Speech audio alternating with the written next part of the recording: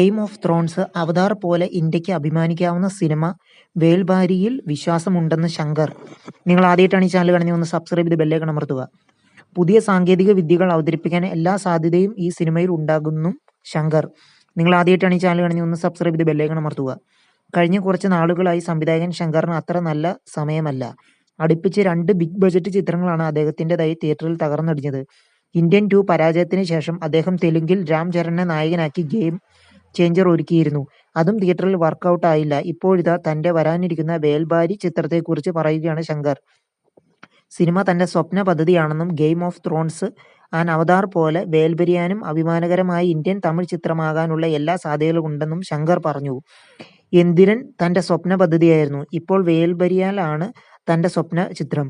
ഏതു വലിയ സിനിമ എടുത്താലും ഇത് ചന്ദ്രലേഖ പോലെ വലുതായിരിക്കും എന്ന് പറയും. എന്നാൽ ചന്ദ്രലേഖയ്ക്ക് തുല്യവും അല്ലെങ്കിൽ അതിന് മേലെ വേൽബരിയ വരുമെന്ന് പ്രതീക്ഷിക്കുന്നു. എസ് വാസൻ ഉണ്ടായിരുന്നെങ്കിൽ അദ്ദേഹം തന്നെ ഈ സിനിമ നിർമ്മിച്ചിരിക്കും. പുതിയ സാങ്കേതിക വിദ്യകൾ അവതരിപ്പിക്കാൻ എല്ലാ സാധ്യതയും ഈ സിനിമയിലുണ്ട്. ഗെയിം ഓഫ് ത്രോൺസ് ആൻഡ് അവതാർ പോലെ വേൽബാരിയും നമ്മുടെ അഭിമാനകരമായ ഇന്ത്യൻ തമിഴ് ചിത്രത്തിനുള്ള എല്ലാ സാധ്യതകളുമുണ്ട്.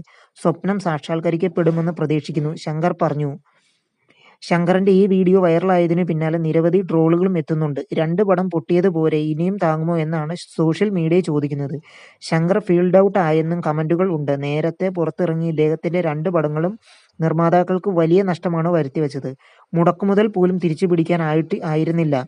സിനിമയുടെ അണിയറ പ്രവർത്തകർ പലരും ഇദ്ദേഹത്തിന് എതിരെ രംഗത്തും വന്നിരുന്നു. നിങ്ങൾ ആദ്യമായിട്ടാണ് ഈ ചാനൽ കാണുന്നത്, ഒന്ന് സബ്സ്ക്രൈബ് ചെയ്ത് ബെല്ലൈക്കൺ അമർത്തുക.